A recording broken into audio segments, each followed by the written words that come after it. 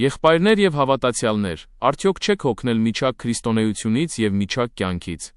Արդյոք չեք հոգնել ասելուց, թե Աստված առավել մեծ բան ունի ձեր կյանքի համար։ Մենք չենք խոսում ոսկու, արծաթի, կառքերի եւ նավերի մասին, այլ կոչման եւ Աստծո սահմանած ընթացքի։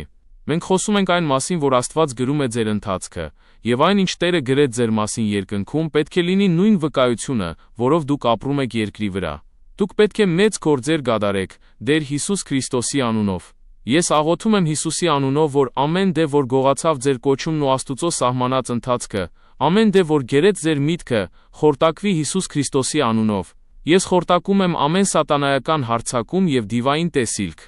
Ես խորտակում եմ ամեն դեպ, որ պղծեց ձեր տունը, ձեր ընտանիքը, ձեր ամուսնությունը եւ ձեր զավակներին։ Ես խորտակում եմ ամեն սատանայական իշխանություն ձեր ընտանիքի վրա, եւ ամեն ժառանգական անեծք ես անիծում եմ մինչև արմատը եւ հրամայում, որ չորանան ու մեռնեն։ Ես հռչակում եմ ձեր կյանքում այսօր, որ դուք ապրելու եք եւ չեք մեռնելու։ Ես հռչակում եմ, որ դուք մտնելու եք այն կոչման եւ Աստծո սահմանած ընթացքի մեջ, որ Աստված սահմանեց ձեզ համար։ Ոչ մի դժոխք, ոչ մի դև եւ ոչ ոք չի կարող անիծել այն, ինչ Աստված օրհնեց, եւ ես ձեզ օրհնյալ եմ կոչում այսօր Հիսուսի անունով։ Ես աղոթում եմ, որ դուք վեր կենաք եւ լինեք պատվի անոթ Հիսուս Քրիստոսի համար։ Ես աղոթում եմ, որ դուք լինեք նետ Սուրբ Հոգու կապարճում։